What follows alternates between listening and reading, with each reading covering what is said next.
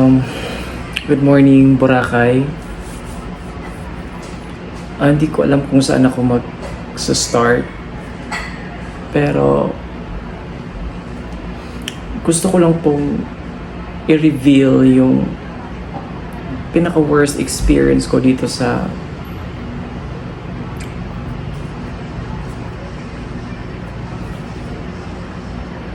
Boracay.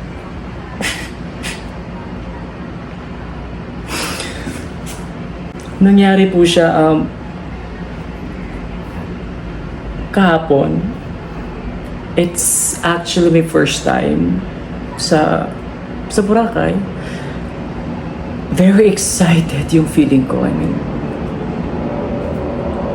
nung narinig ko na pupunta ako ng Boracay, tuwang-tuwa ako kasi finally, it's my dream, diba? To visit Boracay para makita ko yung white sand na sa picture at video ko lang nakikita. Pero kasi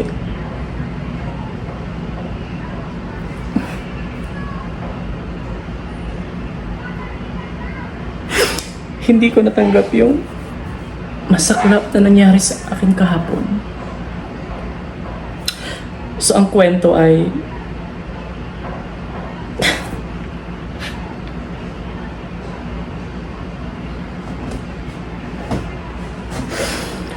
sumakay ako ng e-trike not knowing na hindi ako nagtanong kung magkano yung presyo. Yung hotel ko lang naman kung saan ako nagstay ay mga 3 minutes lang naman po away from kung saan ako pupunta. So ang masakit ay pinagbayad ako ng pagkamahal-mahal. To think na ginugol map ko siya. 3 minutes lang pala. Singil-ningil po ako ng 150.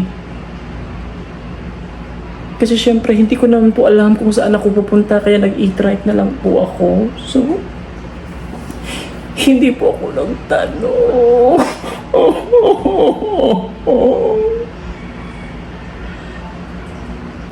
So, nakapag-move on na ako.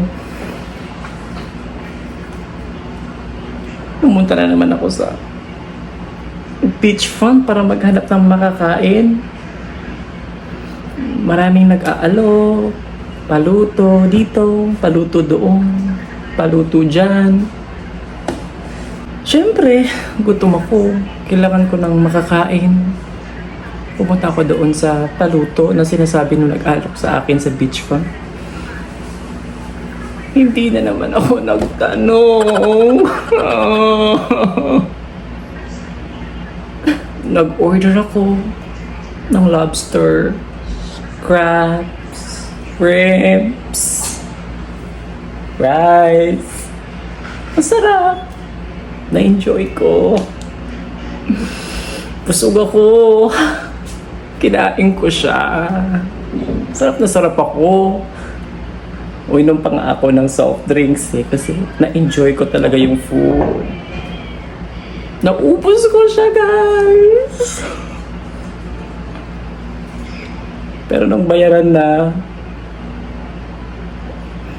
hindi ko matanggap yung bayaran ko. 10,000 pesos.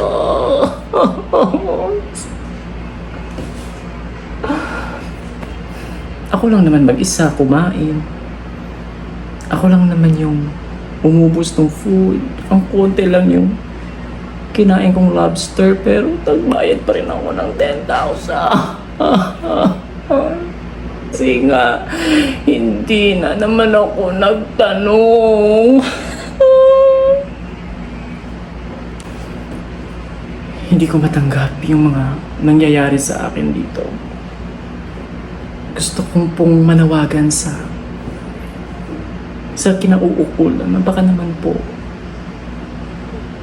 meron kayong panlibreng chicha dyan.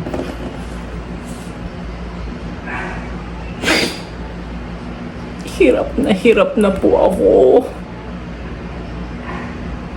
Gusto ko nang bumitaw.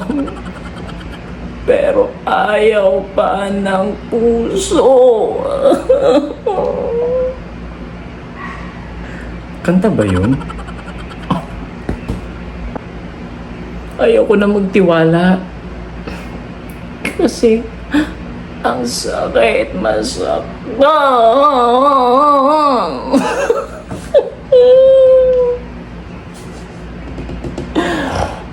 So lesson learned sa akin talaga na pag may hindi ka alam, magtanong.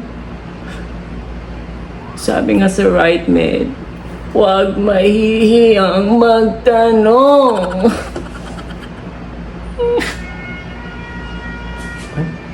Ay, kumakanta.